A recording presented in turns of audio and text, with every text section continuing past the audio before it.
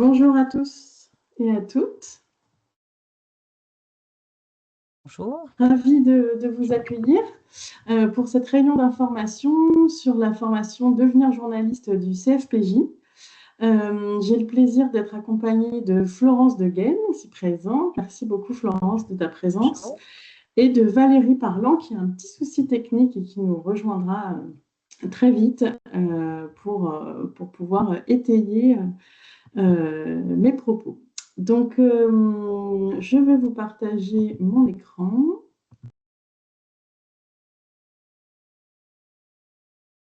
Donc, je vous précise que cette réunion est enregistrée et donc vous allez recevoir le replay à la suite de la petite heure qu'on va passer ensemble. Donc, moi, je vais commencer déjà par me présenter, bien sûr. Donc, je suis Sophie Roy, je suis responsable de l'offre CFPJ, donc de l'offre de tout le centre de formation et de perfectionnement des journalistes. Donc, pour en dire un petit mot, le CFPJ existe depuis plus de 40 ans, de 50 ans même maintenant. C'est une émanation du CFJ, du Centre de formation des journalistes, qui a été créé après-guerre par des résistants. Et ensuite, il y a eu donc cette émanation CFPJ de formation continue qui est née en 1969. Et donc, voilà, aujourd'hui encore, on s'est développé aussi à la partie communication, mais la partie journalisme reste bien évidemment au cœur de notre offre et de notre ADN, bien évidemment. Donc, vous êtes là aujourd'hui pour en savoir plus sur la formation Devenir journaliste. Donc, c'est une formation qui est donc déjà un petit point sur la séance. Donc, l'objectif, c'est de faire connaissance, de vous présenter les modalités de votre formation et puis, bien sûr, de répondre à vos questions. Donc, on va vous présenter la formation, le titre sur lequel elle s'appuie et puis, on prendra un temps de questions-réponses. Alors, n'hésitez pas à indiquer vos questions dans le chat ou à lever la main, mais j'avoue que oui, les questions dans le chat seront plus faciles à traiter. Donc, voilà. Donc, dans un premier temps, je voulais vous parler du profil des personnes formées. Alors, ce profil, en fait, ils sont vraiment multiples, les profils, parce que, il s'agit d'une formation en reconversion. Donc, on a des gens de tous horizons qui décident à un moment donné de leur vie professionnelle de s'orienter vers ce beau métier de journaliste. Donc, il n'y a pas d'âge. Voilà, lors de la dernière session, ça allait de 30 à 62 ans. Donc, il n'y a pas d'âge. Vous pouvez tout à fait envisager cette formation quelle que soit l'étape de votre vie professionnelle dans laquelle vous vous trouvez. Ce qui est important pour nous, c'est le processus de candidature. Donc, pour postuler à cette formation, vous complétez un dossier. Donc, je vais passer rapidement dessus, sachant que vous aurez les slides après. Les slides vous seront envoyés. Donc, vous nous envoyez un dossier de candidature. Moi, je traite votre candidature et je vous propose un rendez-vous ensemble, en visio, qui est l'occasion de connaître un petit peu dans quel enjeu vous êtes et en fait, qu'est-ce que représente cette formation pour vous, où en êtes-vous de votre parcours professionnel et puis quel est votre projet professionnel pour mesurer en fait la cohérence globale de votre parcours et puis surtout la faisabilité de votre projet professionnel. À côté de ça, il y a également un quiz d'actualité et de culture générale et on vous demande aussi de faire un petit écrit.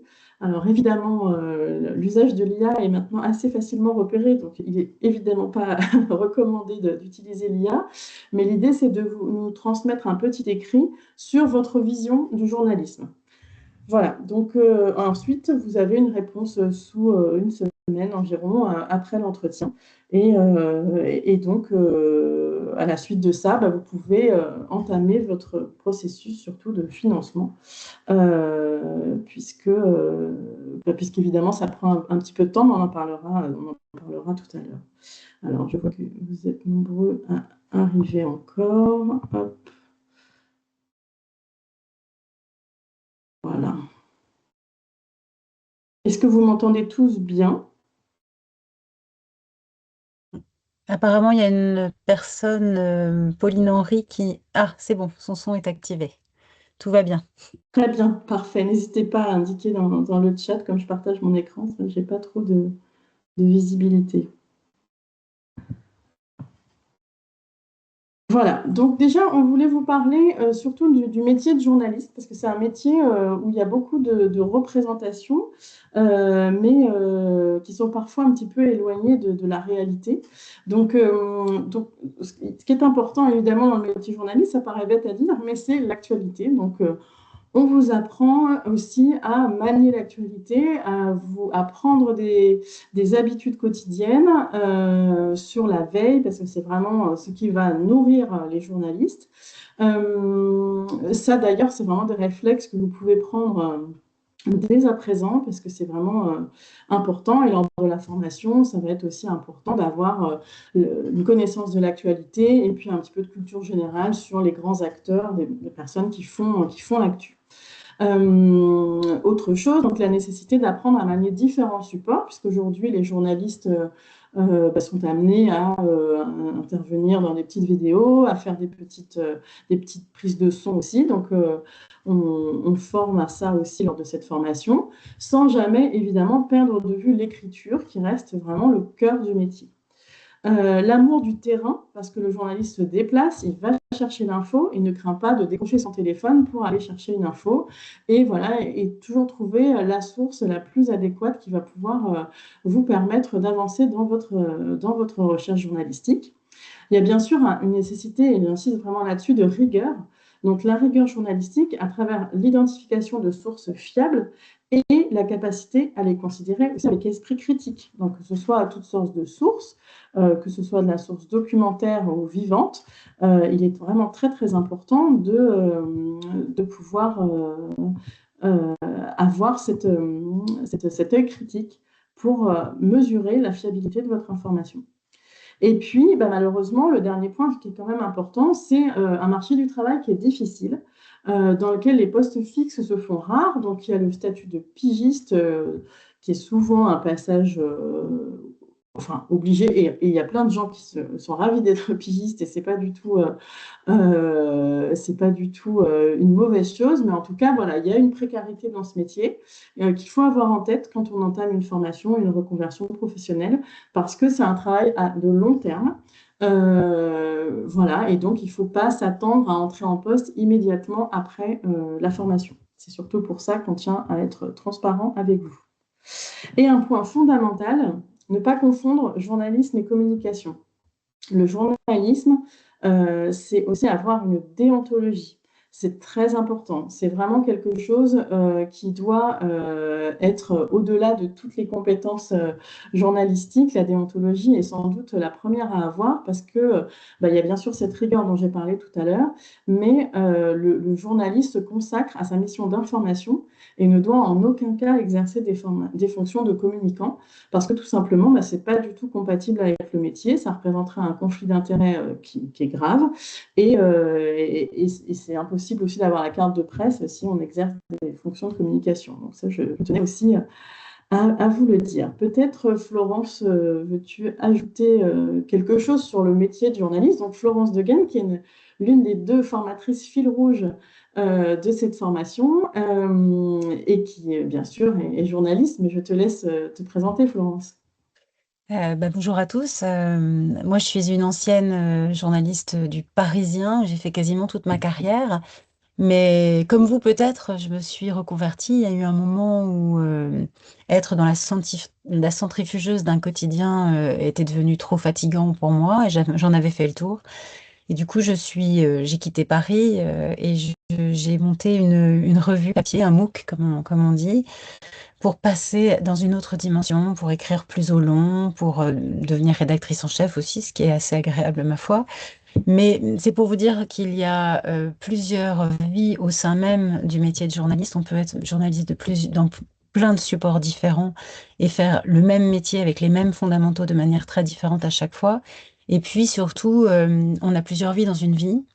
Et vos premières vies, si vous venez tous de milieux extérieurs au journalisme, vous les abandonnerez pas complètement et elles reviendront sous d'autres formes. Donc il faut aussi savoir s'appuyer sur ce que vous êtes. Vous n'avez pas 20 ans pour la plupart, vous avez déjà vécu et ça peut être très aidant pour se tourner vers le métier de journaliste parce que vous avez des compétences, et vous avez des connaissances, vous avez des champs d'investigation déjà.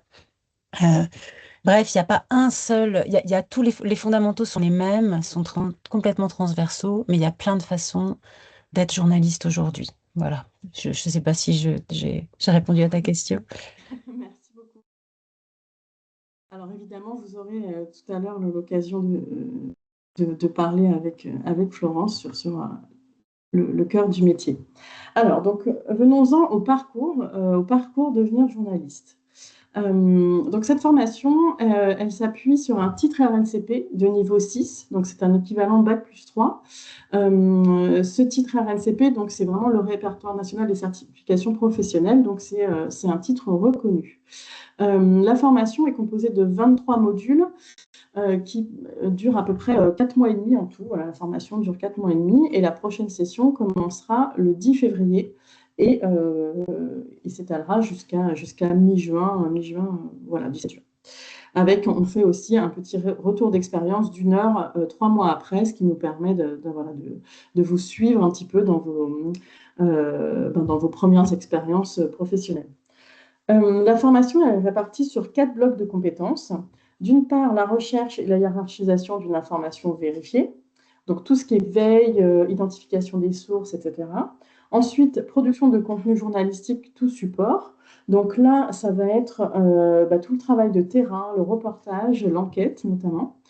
Ensuite, le troisième point, l'édition de contenu journalistique selon le support de diffusion. Donc là, on va s'intéresser à l'écriture web, à l'élaboration de contenus multimédia qui peuvent être utilisés par exemple sur les réseaux sociaux ou sur des sites de presse en ligne. Et puis, le quatrième point qui nous a semblé vraiment très, très important aussi pour vous lancer dans l'activité de journaliste, c'est justement comment vous allez développer votre projet professionnel. Donc, quelle sera votre stratégie pour intégrer le monde du journalisme? Donc là, ça va être vraiment quelque chose qui sera, comme l'a dit Florence, aussi en cohérence avec votre parcours précédent. Et puis, vous allez nous expliquer comment vous souhaitez procéder par la pige, par des stages, si vous souhaitez être journaliste sportif ou santé ou que sais-je. Effectivement, les possibilités sont nombreuses. Donc voilà, ça c'est vraiment, ça fait l'objet d'un bloc de compétences à part entière. Donc ensuite, je vous ai mis tous les modules que je ne vais pas détailler ici parce qu'on n'a pas beaucoup de temps ensemble, mais vous aurez donc, comme je l'ai dit, la présentation. Donc voilà, vous avez le découpage. Donc il s'agit à chaque fois de petits modules. Les plus longs sont de 5 jours, beaucoup sont de 2 ou 3 jours. Mais en tout cas, voilà, c'est des modules qui se suivent pendant ces 4 mois. Et donc, j'insiste sur le fait que c'est une formation qui est à temps plein. Donc, vous ne pouvez pas avoir une activité professionnelle à côté pendant cette formation. Voilà, donc ça c'est sur 2 slides. Vous avez, comme je vous l'ai dit, des choses sur vraiment les basiques du journalisme, donc le portrait, le reportage, l'interview, l'enquête. On fait des choses évidemment maintenant sur l'IA générative pour les journalistes, savoir filmer avec son smartphone. Et puis, donc, on a un module qui concerne donc, le 4e bloc de compétences sur travailler en tant que journaliste. Alors, donc, les formatrices fil rouge. Donc, en fait, cette formation, donc, en tout, il y a 8 formateurs qui travaillent dessus, mais il y a 2 formatrices, si j'utilise un langage très scolaire, qui seront les profs principales de la promo, avec qui on a le plaisir de travailler. Donc, Florence, que vous avez entendue, et Valérie, qui malheureusement a un problème qui n'a pas droit à la parole dans ce Teams. C'est vraiment terrible, les lois de Teams. J'ai autorisé pourtant, mais hop, mince. Mais ça ne fonctionne pas. Donc, pour la présenter rapidement, Valérie est journaliste, bien sûr, également. Elle travaille à Ouest France depuis près de 20 ans et elle est spécialiste des sujets de société et notamment aussi de l'outre-mer. Donc, Florence et Valérie travaillent avec nos apprentis journalistes sur vraiment les fondamentaux, l'écriture journalistique, le reportage, l'interview, l'enquête. Voilà. Et après, on s'adresse à d'autres formateurs sur l'écriture web, sur le podcast, le film avec son smartphone, des choses qui sont un peu plus spécifiques. On a des formateurs qui sont spécialistes de ces sujets-là pour vous former au mieux. Est-ce que Florence, tu voulais ajouter quelque chose sur l'équipe? de formateurs? Juste peut-être dire que c'est d'une grande richesse. Il y a des vieux briscards ou des vieilles briscards en l'occurrence, et puis des journalistes plus jeunes. On est tous très complémentaires et aussi on se rend compte, et c'est ça qui est agréable, et si vous faites cette formation, vous vous en rendrez compte que quel que soit notre profil, notre âge et là d'où on vient, on a vraiment tous le même métier entre les mains. Donc il y a beaucoup de cohérence, il y a de la richesse d'avoir pas mal de gens différents pour vous accompagner et en même temps c'est extrêmement cohérent. C'est dense par contre, hein, je crois que tu l'as dit Sophie et va le redire, mais c'est 4 mois à temps plein et c'est vraiment 4 mois très très denses où vous allez enchaîner et nous retrouver régulièrement. Valérie et moi, c'est à ce titre qu'on est des fils rouges, si vous voulez, c'est que nous on vous récupère à chaque fois que vous avez euh, augmenté votre éventail de compétences, on vous récupère et on vous remet sur les fondamentaux que sont souvent le reportage et l'enquête, l'interview évidemment. Euh, mais entre-temps, vous allez apprendre à les faire d'une autre manière, à filmer. Il y a aussi beaucoup de data dont tu n'as pas parlé, Absolument, oui. Sophie, hein. On utilise vraiment aujourd'hui tout ce qu'il est possible pour transmettre une information à un être humain qui n'est plus très facile à attraper. Il vous aura pas échappé qu'il y a plus grand monde qui achète des journaux et qui les lit de A à Z. Aujourd'hui, les Français, les Français, c'est valable dans le monde entier, les Français s'informent picorent. Ils ont beaucoup leur smartphone entre les mains, ils ont parfois un ou deux abonnements, mais ça devient de plus en plus rare. Et puis, ils vont beaucoup écouter, beaucoup regarder et mélanger tout ça. Et c'est ce qui fera qu'ils seront informés à la fin d'une journée. Donc, vous allez vraiment, c'est un parcours qui apprend à informer de toutes les manières possibles tout en maîtrisant les fondamentaux du métier que sont aller au bout de la rue, aller au-devant des gens, tout ce que l'IA ne peut pas faire, hein, sachant que le métier est en pleine métamorphose du fait de cette intelligence artificielle qui, en quelques secondes, est capable de circuler à toute vitesse sur la toile et récupérer toutes les infos, ce que avant les journalistes devaient faire en décrochant leur téléphone, en allant vérifier, etc. Alors, ça nous dépossède d'une partie de la recherche de l'information, certes, mais c'est pas forcément une mauvaise nouvelle parce que ça peut permettre aux journalistes de se recentrer sur l'essentiel. Et jusqu'à présent, on n'a encore jamais vu une intelligence artificielle décrocher son téléphone ou descendre en bas de chez elle pour vérifier ce qui se passe. Merci Florence. Donc la prochaine session, elle commence donc le 10 février 2026. Elle se déroule en présentiel, donc dans nos locaux qui sont dans le 15e arrondissement de Paris. Il y a quelques modules qui sont des e-learning, mais c'est vraiment très à la marge. Donc on insiste sur le fait que c'est très important d'être là en présentiel pendant ces 4 mois. Donc, bien évidemment, se pose pour vous, enfin, en tout cas beaucoup d'entre vous, la question du financement. Donc, cette formation étant certifiante, elle est éligible au compte personnel de formation, au CPF. Donc, la plupart du temps, les personnes qui suivent cette formation font un montage de financement entre plusieurs entités. Donc, d'une part, effectivement, ce CPF. Vous avez aussi la possibilité d'avoir recours à votre région et également à l'organisme Transition Pro qui s'occupe justement d'accompagner les personnes en reconversion professionnelle. Et ensuite, selon votre situation professionnelle, vous allez pouvoir vous adresser soit à votre entreprise si elle souhaite vous suivre dans ce projet, soit à France Travail si vous êtes inscrit à France Travail actuellement, ou à votre OPCO que vous pourrez également solliciter. Donc ça, après, ben, nous, on peut vous accompagner, vous informer. Après, ce sont des démarches qui vous revient de faire parce que bah, vraiment, ça dépend de votre situation personnelle et du montant disponible que vous avez aussi sur votre CPF. Donc, hop, attendez, hop là. Voilà, donc bah, maintenant, je vous propose de passer aux questions. Alors, je vais revenir sur le Teams. Donc, n'hésitez pas à indiquer vos questions dans le chat. Je voulais aussi ajouter quelque chose que j'ai pas mis dans les slides, c'est qu'on a un très bon taux d'insertion dans le métier, parce que j'imagine que c'est aussi l'une de vos préoccupations. Donc nous, on fait des enquêtes régulièrement sur l'insertion dans le métier à la suite de la formation. On a vraiment la chance d'avoir à peu près 90% de taux d'insertion dans le métier. Donc c'est une formation qui est très pratique, hein, vous allez être dans le concret. L'idée, c'est vraiment de vous mettre le plus possible dans les vraies conditions d'une rédaction. Il y a d'ailleurs une semaine qui est consacrée à un journal école, entre guillemets, qui prend la forme d'un blog d'actualité. Donc l'idée, c'est vraiment vous arriver le matin, par exemple, sur la session reportage, vous allez partir en reportage et vous mettre dans les conditions réelles d'un journaliste. Alors, Rose demande, est-ce que vous proposez également des formations plus longues sur 1 ou 2 ans avec des alternances?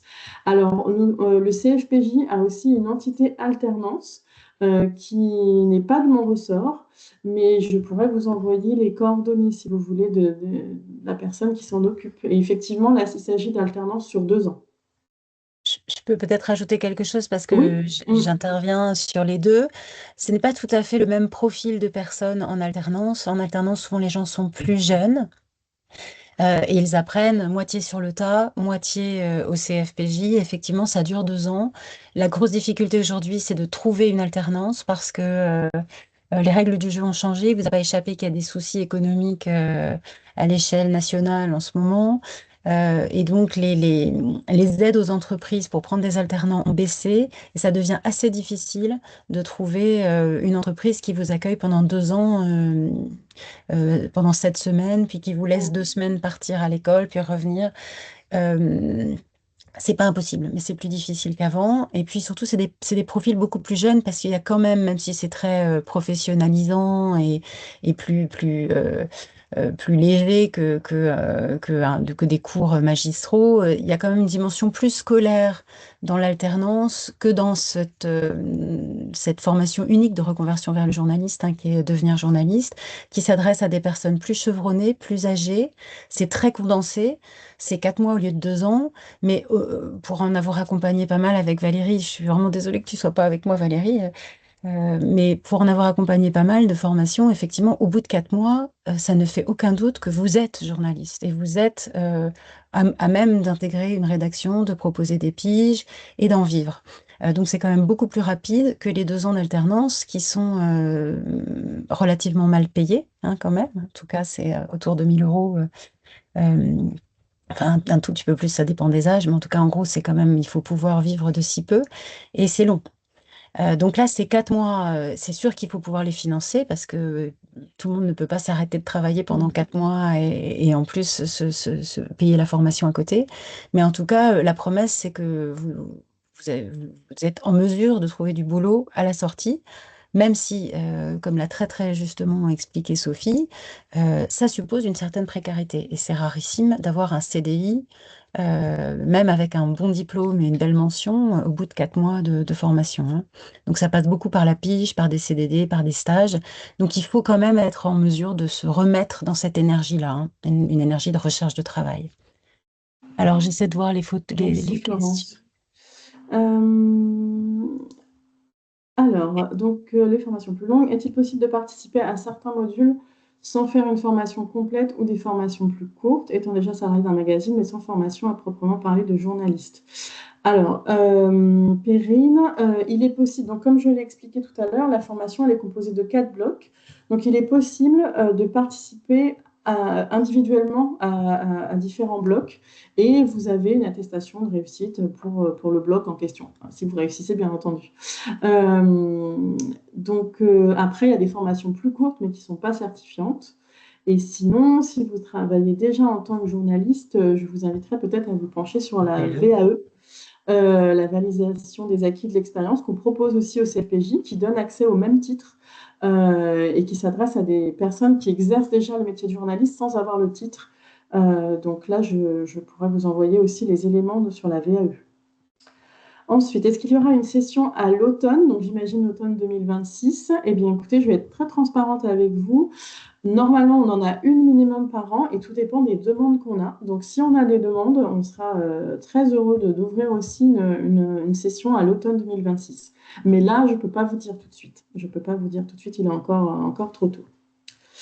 Ensuite, la période de juillet à octobre est dédiée à un stage. Alors, dans la formation, il n'y a pas de stage obligatoire. En revanche, effectivement, comme il s'agit d'une formation qui est assez courte et condensée, bah, on vous invite quand même à faire des stages parce que bah, ça vous donne aussi l'occasion de pratiquer et de mettre en œuvre vraiment ce que vous avez appris en formation et puis surtout de prendre connaissance aussi de la vie d'une rédaction. Donc, on vous invite à le faire et on fournit des conventions de stage dans la limite justement de cette durée de la formation. Donc, si vous commencez un stage au 1er novembre, malheureusement, on ne pourra pas faire de convention, mais jusqu'au 30 octobre, on pourra la faire. Je me Oui, permets d'ajouter que pour le vas-y. coup, c'est la plus-value de cette formation, c'est le réseau et la réputation de la formation. Il y a un petit réseau d'anciens, d'alumni, hein, qui se serrent les coudes et qui se connaît pas mal. Et puis, il y a le fait que la réputation et la formation est relativement réputée. Et on est les premières ravies et surprises quand ça se produit, mais les stages de fin de formation non obligatoires sont souvent extrêmement bluffants. C'est-à-dire que les personnes se retrouvent dans des très beaux médias, hein, des grands médias français de type Le Parisien, Libé, La Croix, Le Figaro, beaucoup de pure players très, très importants. Bref, c'est pas, et aussi beaucoup de local, qui est une extraordinaire école. Mm. Du métier, mais en tout cas, voilà, ça vous ouvre au moins la porte à de très beaux stages, même si derrière, ça débouche évidemment rarement sur un contrat, mais en tout cas, ça nourrit le CV. Oui, oui, tout à fait. C'est vrai que Oui, il y a des très beaux la stages, hein, dernière de plus en promo plus d'ailleurs. ont de très beaux stages, vraiment. Mm. Alors ensuite, Élise a plusieurs questions, mais je pense qu'on a une à laquelle on a déjà répondu, donc sur les formations par bloc. Sur le dispositif de transition pro de la région Île-de-France, donc vous posez la question du financement des reconversions que vers des métiers en tension. Est-ce qu'on fait le même constat? Bah, écoutez, pas vraiment, parce qu'il y a eu des personnes lors de la dernière promotion qui ont eu des financements par Transition Pro, enfin Transition Pro Île-de-France. Donc peut-être qu'ils privilégient les métiers en tension. En tout cas, moi, je peux vous dire qu'il y a toujours des financements qui sont obtenus pour cette formation de journaliste. Voilà, j'espère que j'ai Et répondu à puis, votre question. pour re-répondre à la question sur la possibilité de suivre des modules par petits bouts, oui, ça reste possible sur le papier.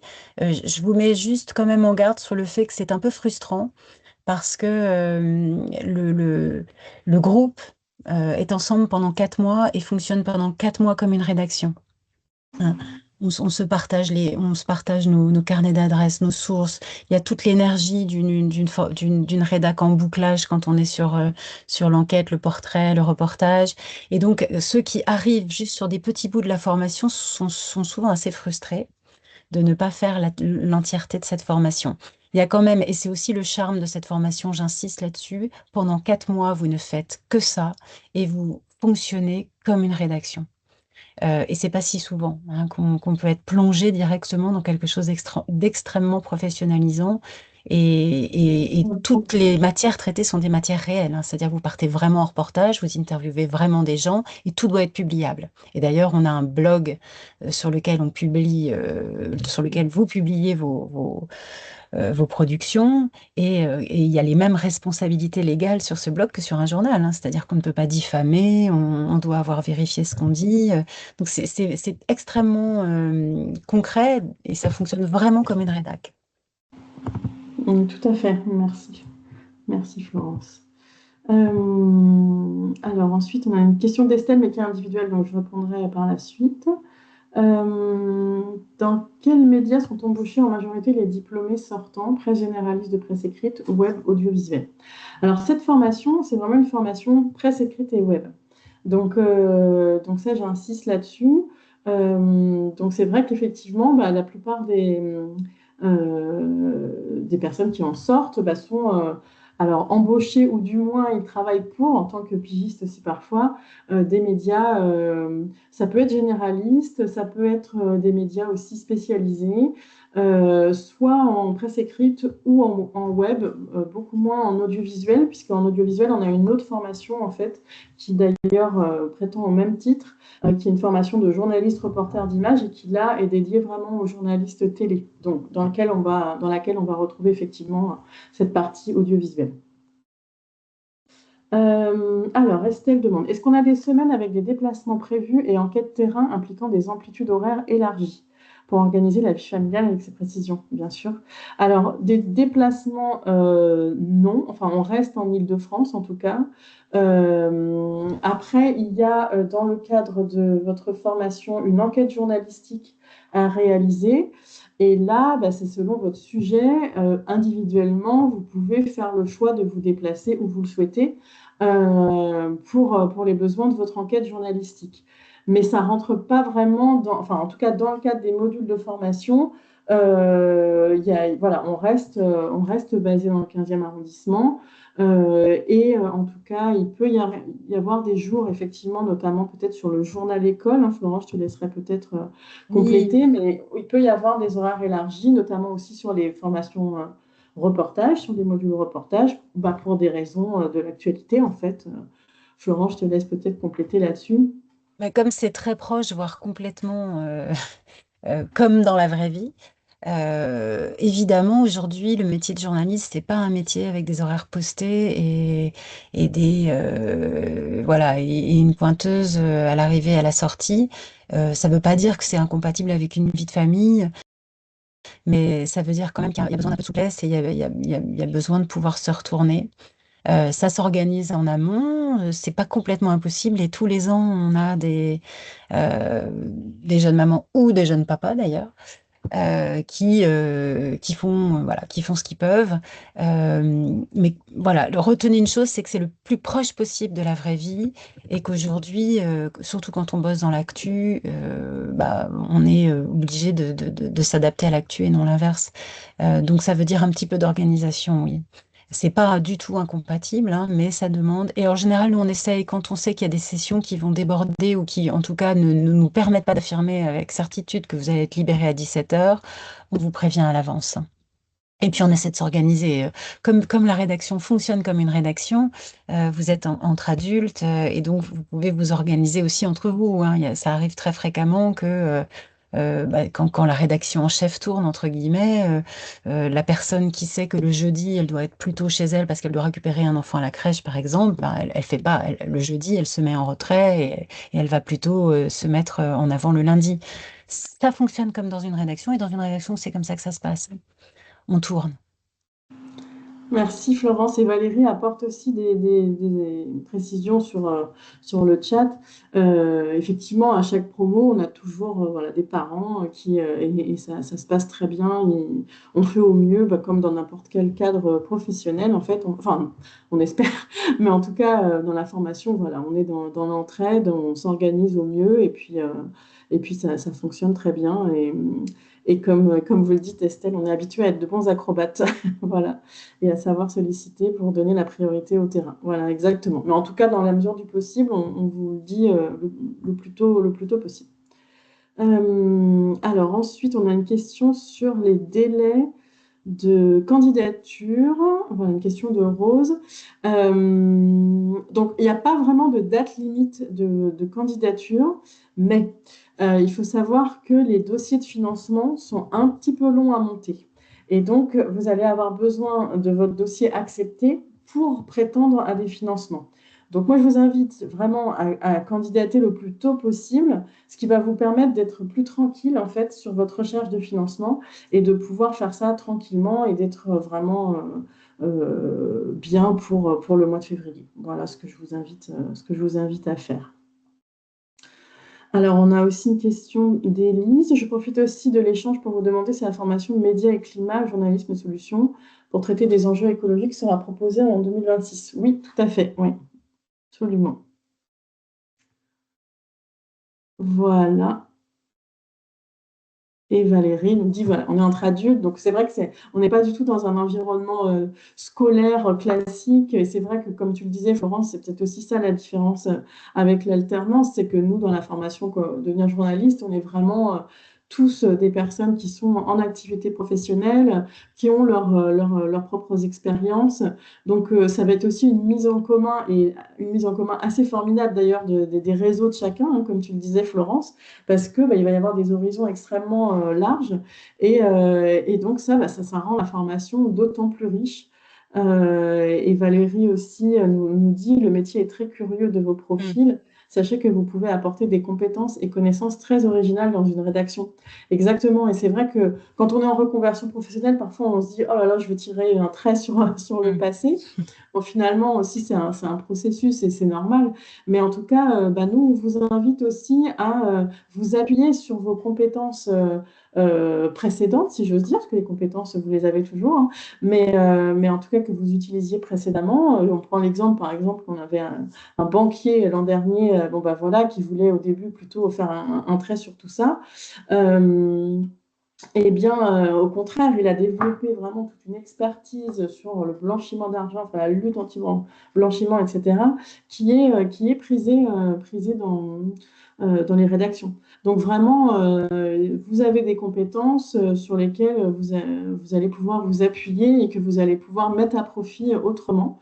Et puis bien sûr, ça n'empêche pas d'avoir le projet d'embrasser aussi de nouveaux sujets et de créer votre expérience aussi différemment. Mais en tout cas, pour entrer sur le marché de l'emploi journalistique qui n'est pas évident, ce sont des atouts, ce sont de vrais atouts.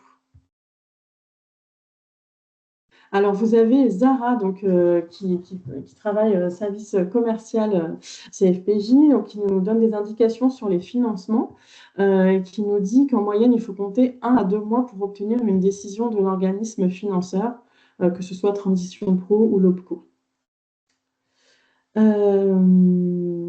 Alors, a-t-on des statistiques des anciens élèves qui obtiennent la carte de presse dans les 2 ans suivant la formation?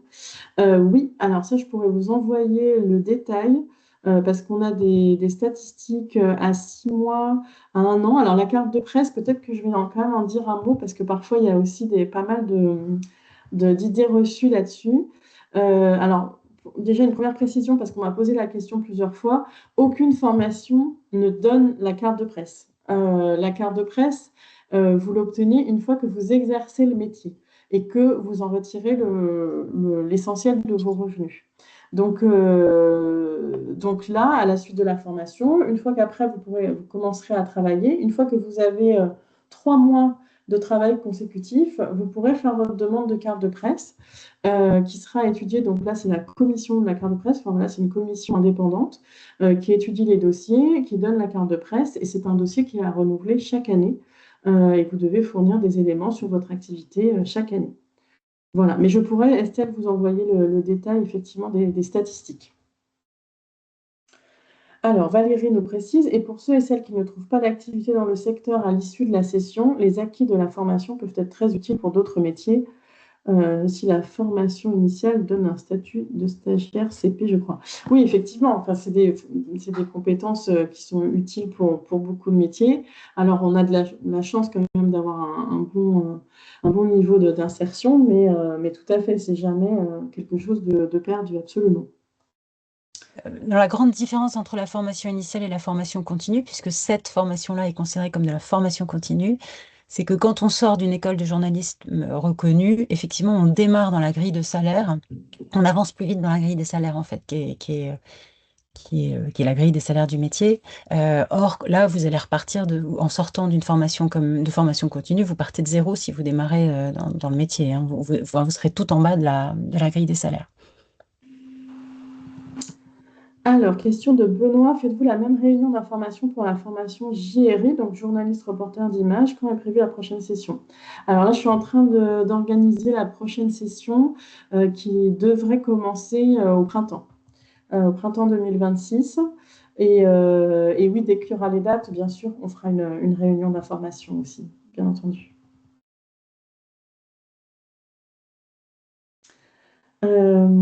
On n'a pas parlé des examens. Je voudrais vraiment dire un petit mot parce que donc il s'agit d'une formation certifiante.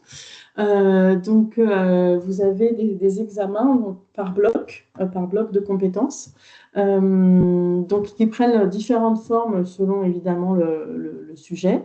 Donc, sur le bloc 1, donc, qui concerne les sources, la veille, vous allez devoir vous mettre dans les conditions, en fait, comme si vous alliez réaliser une enquête journalistique pour un média sur un thème qui est donné. Et donc, vous allez faire un tableau des sources avec vraiment, où vous allez lister toutes les sources que vous allez contacter. Et puis également faire un tableau de veille, donc avec tous les éléments que vous avez pu collecter sur le sujet. En bloc 2, donc là, on est vraiment sur des épreuves de terrain. Donc, il y a donc cette enquête journalistique à élaborer, donc comme je vous l'ai dit tout à l'heure. Donc là, c'est un travail que vous allez faire sur plusieurs semaines en parallèle de la formation. Donc, d'où l'intensité dont parlait Florence tout à l'heure. Effectivement, là, c'est la fin de la formation. C'est une période qui est assez intense parce que vous avez encore des modules et à côté de ça, vous devez mener à bien votre enquête journalistique qui compte donc pour l'examen. Et puis, vous avez aussi une épreuve de reportage pour ce bloc. Donc, le matin, vous arrivez et puis vous tirez au sort un lieu de reportage. Et puis, à vous d'aller sur le terrain, de trouver votre angle de traitement de ce lieu et puis de trouver quelque chose voilà, d'intéressant à dire dans un article. Et après, vous rentrez et vous rédigez votre article que vous rendez le soir même. Donc là, on est vraiment dans les conditions aussi réelles du métier de journaliste. Et sur le bloc 3, donc là, on est sur de l'écriture web et contenu multimédia. Donc, vous allez faire un article à partir de dépêche AFP pour le web et on va vous évaluer sur à la fois les modalités d'écriture pour le web, les questions aussi de référencement SEO qui comptent pour ce blog, puisque l'idée, c'est vraiment d'écrire pour être lu et donc pour que l'article remonte sur Google notamment. Et puis le quatrième bloc, donc, qui concerne le projet professionnel, vous avez là-dessus tout un dossier en fait à monter. Donc sur une journée, vous avez la possibilité de commencer avant de votre côté sur votre stratégie d'entrée dans l'emploi. Et puis à côté de ça, vous avez aussi un oral. Oui, j'ai oublié de préciser, il n'y a que sur le bloc 3 qu'il n'y a pas d'oral, mais à chaque fois, vous soutenez en fait à l'oral vos travaux. Donc voilà comment ça se passe. Depuis combien de Attends, temps Oui, d'abord, il y avait une Florence. question sur la formation. Est-ce que c'est un frein de vivre en Ah province? oui, tout à fait. Alors, pensez-vous que ce soit un frein de vivre en Provence, tant pour la formation que pour les opportunités professionnelles à la suite de formation? Alors, pour la formation, comme je vous l'ai dit, il faut que vous soyez là en présentiel, donc c'est à Paris. Après, on avait quelqu'un l'an dernier qui était à Lille, qui faisait l'aller-retour tous les jours. Voilà, c'était assez, assez intense aussi pour elle, C'est pas recommandé. mais bon, voilà, si vous avez la possibilité de vous loger ou d'être logé à Paris pendant cette période, c'est quand même beaucoup mieux. Ensuite, pour les opportunités professionnelles, ce n'est mille fois pas un frein. Surtout pas, au contraire, même peut-être, parce qu'il y a énormément de médias partout sur le territoire. Si vous arrivez avec votre titre du CFPJ auprès des médias que vous pouvez avoir près de chez vous, ça vaudra, enfin voilà, vous serez reconnu, il n'y a aucune difficulté. On a d'ailleurs, la personne qui était à Lille est partie maintenant à Marseille, elle a trouvé un poste là-bas. Enfin voilà, il y a vraiment, les journalistes ne sont pas qu'à Paris, et heureusement, heureusement. Depuis combien de temps cette formation en 4 mois existe-t-elle? Alors avant, elle était en 6 mois, et là je vais me tourner vers Florence, qui a plus d'ancienneté que moi sur le... Oh, ça fait 2 ans qu'elle Mais est ça fait passée de 2 ans 6 à qu'elle est 4 en mois. 4 mois. Oui, c'est ça. Mm. Et pour être tout à fait transparente avec vous, nous, les formateurs, on s'était battus pour que ça reste à 6 mois parce qu'on pensait évidemment que c'était très important et que déjà en 6 mois, ça nous semblait un condensé et une gageure.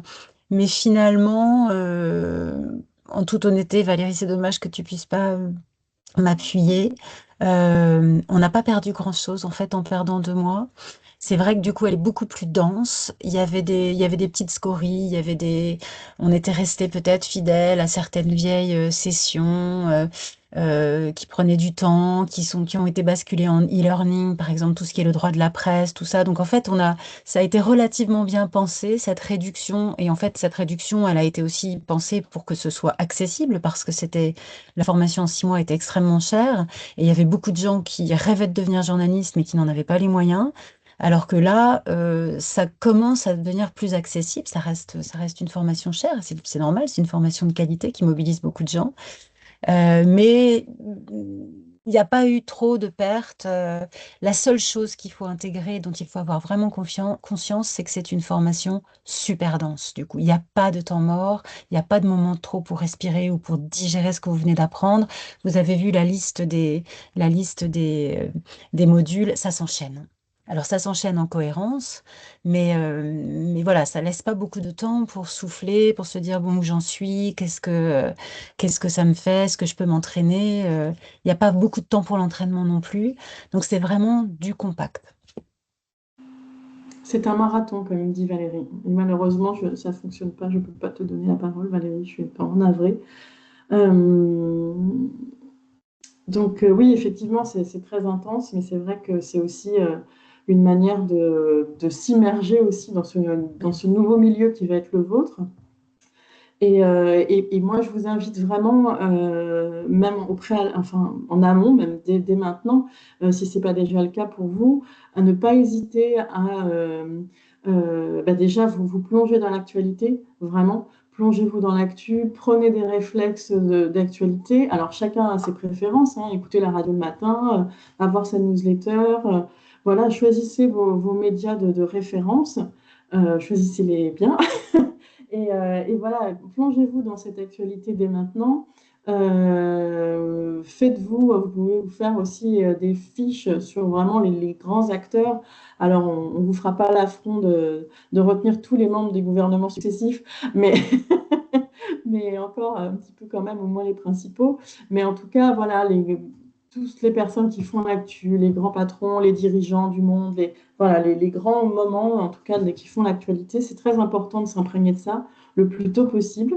Et puis après, sur le reste, bah, n'hésitez pas à vous essayer. Et si vous avez un peu de temps, à écrire, à- à- on a la chance quand même aujourd'hui d'avoir la possibilité de prendre aussi la parole individuellement. Voilà, donc n'hésitez pas à vous y essayer, à faire une petite vidéo avec votre smartphone, une petite prise de son. Voilà, c'est des choses qui seront pour vous déjà testées et qui vous permettront peut-être de faciliter au moment où ce sera très dense. Et Valérie ajoute quelque chose. Donc, ce qui est important, c'est aussi que cette formation vous donnera des perspectives de travail dans l'univers médiatique, pas que dans les médias dits mainstream, les nouvelles formes narratives, supports, etc. Oui, oui, c'est vrai, tout à fait. La presse, c'est très large. On a une vision parfois très, très réduite, mais c'est normal, hein, parce que c'est ceux qui ont le plus de visibilité. Mais en fait, quand on est au cœur du métier, après, on se rend compte qu'il y a énormément de médias qui existent. On a la chance bah, d'avoir Florence qui a créé son propre média. Il y a aussi la presse professionnelle, comme disait Valérie tout à l'heure, qui pour le coup est une presse qui embauche plus aussi, qui a un peu plus de budget. Donc c'est aussi une presse. Et nous, voilà, on est ravis quand nos stagiaires ont de beaux stages chez Libé ou au Nouvel Obs, mais on encourage aussi à aller vers des rédactions peut-être moins connues, mais qui présentent beaucoup d'intérêt journalistique et puis bah, des opportunités aussi professionnelles. Et exactement, voilà. Valérie dit la presse professionnelle, par exemple, a offert de belles carrières à des participants. Absolument. Donc voilà, c'est aussi un nouveau champ qui, qui s'ouvre à vous. Et en tout cas, nous, on vous accompagne aussi là-dedans à prendre connaissance du panorama médiatique. Ça, c'est très important aussi. Donc n'hésitez pas, voilà, dès aujourd'hui en tout cas, n'hésitez pas à vous intéresser à de nouveaux médias, à lire ce que vous n'avez pas l'habitude de lire. En fait, rien que ça, c'est déjà un exercice super, à la fois journalistiquement parlant et puis aussi d'ouverture d'esprit et ça vous permet de mettre un pied dedans. Voilà. Donc, je ne sais pas si, pour finir, Florence, tu aurais peut-être un conseil justement à, à prodiguer. personnes qui peuvent aller. Je voudrais pas appuyer encore sur le côté bain de culture, mais oui, affûter dès maintenant, si vraiment ce cursus vous tente, affûter dès maintenant la culture de la curiosité. Voilà. Je dis la culture parce que je pense que ça se travaille, la curiosité. C'est pas juste une compétence innée, ça se travaille. Et plus on est curieux, plus on le devient. Ça se nourrit. Ce métier, ce n'est pas que de Absolument. l'académie, mais du vécu. Ben oui, bien sûr que c'est du vécu.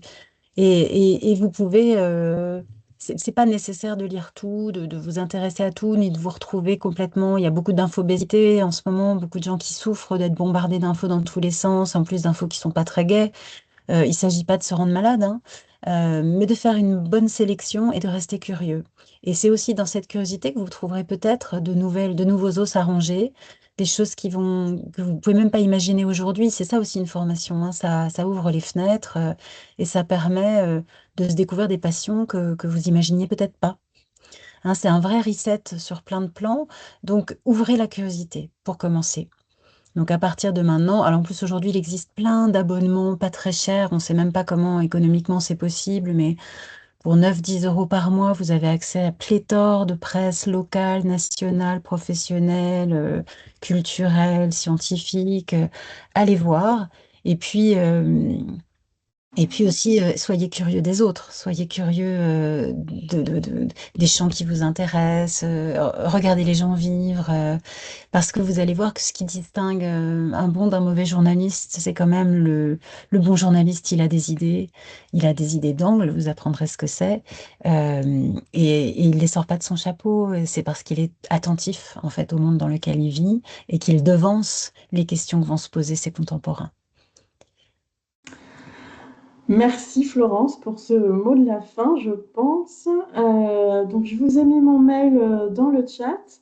Vous l'aurez également dans la présentation qui vous sera transmise cet après-midi. Donc, n'hésitez pas si vous avez des questions à m'écrire. Et puis, en tout cas, j'espère que cette réunion vous aura éclairé.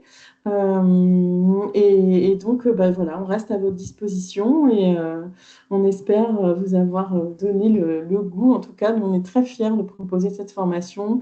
On est très fiers de proposer aussi à des personnes de tous horizons de devenir journaliste, que c'est important aussi pour le métier d'avoir cette diversité des profils. Donc voilà, ça nous tient vraiment, vraiment à cœur au CFPJ de vous y accueillir. Ben, merci beaucoup à Florence et à Valérie, encore navrée de ne pas pouvoir t'avoir donné la parole, mais merci beaucoup pour tes apports dans le chat. Merci à tous pour votre attention, vos questions.